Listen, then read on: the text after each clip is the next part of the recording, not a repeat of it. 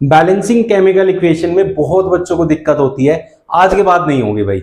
आज मैं balancing chemical equation कराऊंगा जो कि क्लास 10th लेवल की होगी, जिसके बाद आपको बैलेंसिंग में कभी कोई प्रॉब्लम नहीं आएगी। और 2N के इस प्लेटफॉर्म पे आप लोगों को साइंस एंड मैथ्स की क्लासेस दूंगा मैं, जिसमें आपको daily maths and science classes मिलेंगी। चलिए स्टार्ट करते हैं आज का सेशन, जिसमें बैलेंसिंग केमिकल इक्वेशन को समझते हैं, उसे कंप्लीट करते हैं। सबसे पहली बात होती है कि बैलेंसिंग करते क्यों है। बैलेंसिंग का मतलब क्या होता है भाई? बैलेंसिंग होती है जितने एटम किसी भी एलिमेंट के इधर है उतने ही उधर होने चाहिए, कंपाउंड के नहीं, एलिमेंट के। हर एक एलिमेंट को अलग अलग देखेंगे। एलिमेंट और कंपाउंड में क्या फर्क है? ये कंपाउंड है, H2O की बात करूं तो कंपाउंड है, लेकिन हाइड्रोजन और ऑक्सीजन दोनों यहां एलिमेंट है, एक हाइड्रोजन है एक ऑक्सीजन है। तो ये डिफरेंस है। हर एक एलिमेंट के हमें यहां देखने हैं कितने कितने एटम है, दोनों तरफ बराबर करने। अब ऐसा क्यों करते हैं? ताकि law of conservation of mass maintain हो जाए। Law of conservation of mass बहुत से बच्चों को नहीं पता होता, वो ये होता है कि जितना मास रिएक्टेंट्स का रिएक्शन से पहले है, इन सब का टोटल जो मास है, उधर भी उतना ही मास होगा रिएक्शन के बाद। जैसे हमने 2 किलो लकड़ी ली, कुछ सामग्री लेके उसे जला दिया, 2.5 किलो मटेरियल लिया, जलाया, तो जलाने के बाद भी तो 2.5 किलो ही बचेगा। अब बहुत से बच्चे कहेंगे सर राख तो थोड़ी सी होती है, उसका वजन कुछ होता नहीं है। जो उसमें से गैसेस निकली हैं उनका वजन भी तो काउंट होगा ना। तो रिएक्शन से पहले जितना वजन है, रिएक्शन के बाद भी उतना ही वजन होता है। ठीक है।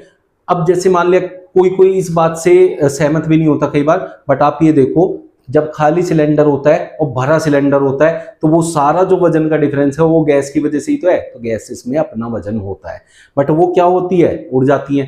तो इसलिए जब राख उठाते हैं तो वो वजन कम लगता है, ठीक है, बट वो मेंटेन रहता है। यही law of conservation of mass है। अब इसको समझते हैं कि फिर एलिमेंट के नंबर जो होंगे, मतलब इनके, वो इक्वल क्यों करने पड़ते हैं। समझो बात को। जैसे ऑक्सीजन का एटॉमिक मास 16 AMU होता है, ग्राम मान लो समझने के लिए, 16 ग्राम। तो ऑक्सीजन के अगर 2 एटम हो जाएंगे तो 32 ग्राम हो जाएगा।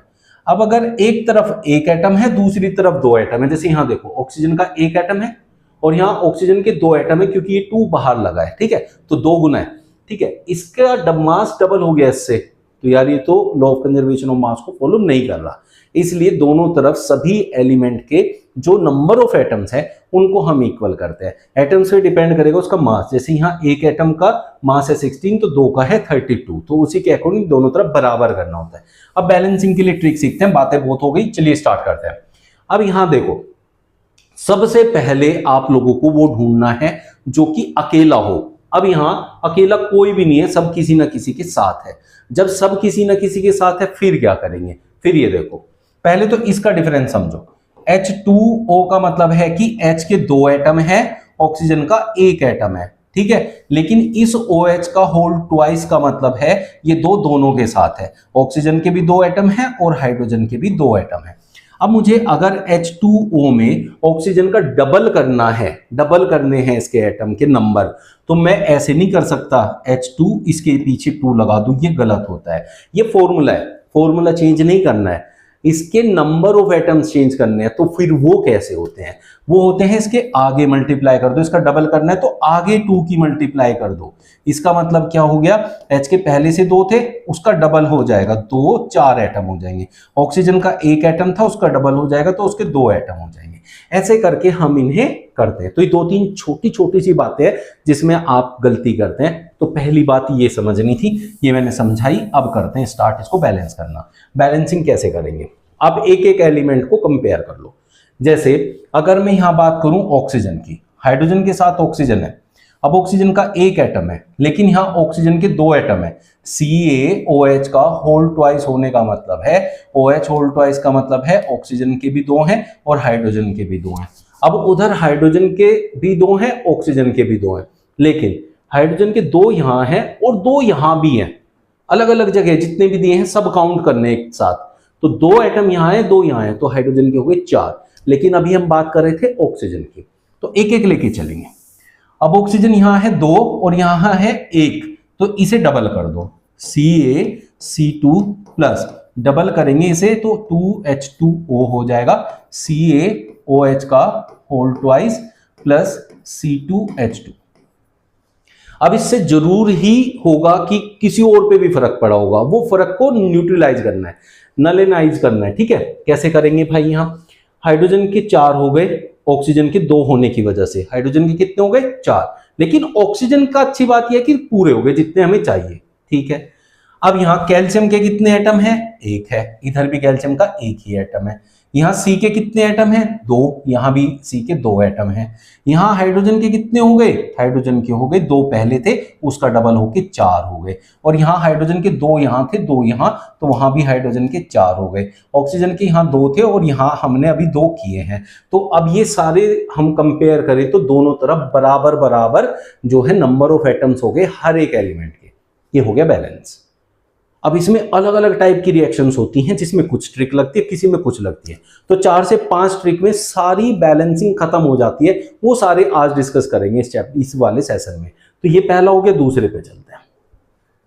अब ये देखो, इसमें क्या है? अब ये वो वाला आ गया जिसमें कोई भी एलिमेंट अकेला होता है। जैसे यहाँ ऑक्सीजन अकेला है, अगर ऑक्सीजन अकेला है तो ऑक्सीजन को नहीं देखेंगे, बाकी सबको देखेंगे। बाकी सब कौन है? जैसे यहाँ सी है, एस है, सी का यहाँ 1 है, यहाँ भी 1 है, एस के यहाँ 2 है, एस का यहाँ 1 है। अगर एस का यहाँ 1 है और यहाँ 2 है तो इधर भी मुझे एस के 2 करने पड़ेंगे, उसके लिए इसे 2 से मल्टीप्लाई करना पड़ेगा।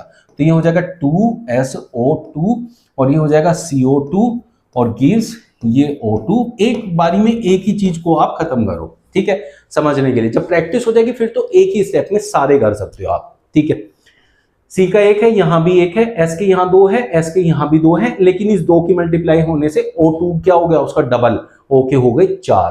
अब O के यहां कितने हैं? 2 हैं, तो 2 से मल्टीप्लाई कर दो, O के 4 हो जाएंगे। लेकिन ये वाला 2 उसी के साथ ऐड होगा, वो तो क्या हो गया? 2 दूनी 4 और 2 ये 6, और इधर 2 दूनी 4, तो ये 2 नहीं मल्टीप्लाई करना था, कितना करना था? 3। तो इसे हटा के यहां कर दो 3 की मल्टीप्लाई। अब ऑक्सीजन के कितने हो गए? 6 हो गए। अब ये बैलेंस हो गया। फिर से देख लो, लिख के देखना चाहते हो तो लिख के देख सकते हो। इधर सी के कितने हैं? 1 है, उधर कितना है? सी का 1 है। इधर एस ले तो एस के कितने हैं? 2, उधर एस के कितने हैं? 2। फिर ऑक्सीजन लूं तो इधर ऑक्सीजन के कितने हैं? 3 2 6, इधर 2 ये रे और 4 ये रे, 2 और 4 6 हो गए ना। देखो दोनों तरफ इक्वल हो गए, तो ये बैलेंस हो गया। इस तरीके से हर एक एलिमेंट के एटम जितने भी हैं दोनों तरफ इक्वल करने हमें। जैसे जैसे टाइप होते सारे एग्जांपल्स मैं आपके सामने लेके आऊंगा। ये देखो, Mg + CO2 gives MgO + C। यहां अकेला कौन है उसे बाद में देखेंगे। तो यहां C अकेला है और यहां Mg अकेला है, तो C और Mg को मत देखो, C और Mg को मत देखो, दोनों तरफ कौन है उसे देखो जो किसी के साथ है। जैसे ऑक्सीजन है, यहां भी है, यहां भी है, तो ऑक्सीजन के बराबर करो पहले। यहां ऑक्सीजन के 2 है, यहां ऑक्सीजन का अकेला है, तो इसे 2 करने के लिए मल्टीप्लाई कर दो, 2MgO + C को अलग रखो, यहां CO2। ठीक है, ऑक्सीजन के 2 हो गए, इधर भी ऑक्सीजन के 2 हो गए, लेकिन इस 2 की मल्टीप्लाई करते Mg के भी डबल हो गए। लेकिन Mg इधर अकेला है, उसे जितने से चाहो मल्टीप्लाई कर सकते हो, तो उसकी हमें कोई फर्क नहीं पड़ता। तो इसलिए इस 2 की मल्टीप्लाई Mg के साथ कर दूंगा, तो क्या हो गया? Mg भी इक्वल हो गया। ठीक है, C अकेला, यहां भी अकेला, O के 2, O के 2, Mg के 2, Mg के 2, हो गई बैलेंसिंग। तो ये हो गया एक सिंपल वाला। ठीक है, लेकिन इसमें भी आपको कैसे अटेम्प्ट करना था, देखो ट्रिक है ना। अब नेक्स्ट वाले पे चलते हैं, एक एक चीज सीखते जाओ। अब इसमें क्या देखना है? जो अकेले हैं उन्हें छोड़ देना है, और जो किसी के साथ है प्लस उसको लेना है, जो दोनों तरफ किसी के साथ है। N अकेला है, इधर O अकेला है, H इधर भी किसी के साथ है, H इधर भी किसी के साथ है। तो जब H दोनों तरफ किसी के साथ है तो H को इक्वल करेंगे। सबसे पहला काम H को इक्वल करना है। अब H के इधर 3 है और इधर 2 है। जब एक तरफ ओड और एक तरफ इवन हो तो इन दोनों की मल्टीप्लाई आपस में कर दो। 2 की इधर 2 3 जा 6 और 3 की इधर 3 2 जा 6। तो 2 की मल्टीप्लाई इधर करनी है और 3 की मल्टीप्लाई इधर करनी है, तो ये इक्वल हो जाएंगे। जब ओड इवन होता है तब हम ऐसा करते हैं। अब हाइड्रोजन के कितने होंगे? 3 2 जा 6। हाइड्रोजन के कितने होंगे? 3 2 जा 6। लेकिन इसे 6 करने की वजह से हमारे ऑक्सीजन के हो गए 3 और इधर ऑक्सीजन के कितने हैं? 2 है। फिर से ओड इवन आ गया, तो ये तो नहीं बना, तो अब ऑक्सीजन को भी इक्वल करना पड़ेगा। तो क्या करेंगे, अब ऑक्सीजन के कितने होंगे, इधर 3, इधर है 2, और दोनों कितना बन सकता है, इधर 3 की मल्टीप्लाई उधर 2 की, तो 6 बन सकते हैं, दोनों 6 बना सकते हैं हम। तो इधर क्या करेंगे 3O2, ये हो गया 6 N2। अब इसको भी 6 करना है, तो इधर 2 की मल्टीप्लाई कर दो तो हो गया 6H2O, मतलब मैंने यहां 6 की मल्टीप्लाई कर दी। ठीक है भाई, अब 3 2 6 और 6 हो गए ऑक्सीजन के। अब लेकिन इसकी वजह से एक और चीज हो गई, वो हो गया हाइड्रोजन के चेंज हो गए, 6 2 12 हो गया हाइड्रोजन। अब इधर भी 12 करने पड़ेंगे हाइड्रोजन के यहाँ 3 है तो 4 से मल्टीप्लाई कर दो, 4NH3। अब हाइड्रोजन के कितने हो गए 12, लेकिन इसकी वजह से नाइट्रोजन चेंज हो गया। कितना भी हो जाओ नाइट्रोजन तो इधर अकेला है, उसे हम उतना ही बना देंगे। तो यहाँ नाइट्रोजन कितना हो गया 4, तो इधर 4 करने के लिए 2 से मल्टीप्लाई करना पड़ेगा, ये हो गया 2 2 4। तो अब कंपेयर कर लो, नाइट्रोजन देख लो, इधर कितने एटम है 4, उधर कितने हैं 4। हाइड्रोजन देख लो, इधर 4 3 12 है और उधर 6 2 12 है। ऑक्सीजन देख लो, 3 2 6 और इधर 6 1 6 हो गए। इस तरीके से आप लोग चेक कर सकते हैं whether you have completed it और नॉट, आपका बिल्कुल सही है या गलत हो गया कहीं। इस तरीके से आप करेंगे। आई होप आप लोगों को बहुत अच्छे से समझ आ रहा होगा, इसके बाद आपका गलत नहीं आएगा कभी भी। और देखते हैं, ये देखो अब आप लोग सीख गए ना, अब आप लोग वीडियो पॉज करके खुद से लगा के देखो, फिर मैच करना सही किया कि गलत किया। अभी मैंने आपको बताया था इधर Al अकेला है, उधर H अकेला है, तो Al और H को नहीं देखेंगे, जो दोनों तरफ है, यहाँ भी Cl है यहाँ भी Cl है, तो पहले Cl को निपटाओ। अब Cl को निपटाने के लिए मुझे यहाँ इधर 3 है Cl के, इधर 1 है, तो मुझे 3 से मल्टीप्लाई करना पड़ेगा। ठीक है, हो गया Cl बराबर। लेकिन अब इसने क्या करा, हमें पूरा दूसरी चीजें डिस्टर्ब कर दी। वो क्या है, हाइड्रोजन। अब यहाँ हाइड्रोजन के कितने हो गए 3 और उधर हाइड्रोजन के कितने 2। अगर इवन होता तो इसको हम चेंज कर सकते हैं, इवन होता तो चेंज कर सकते हैं, बट ये इवन है ये ओड है, फिर पंगा फंस गया।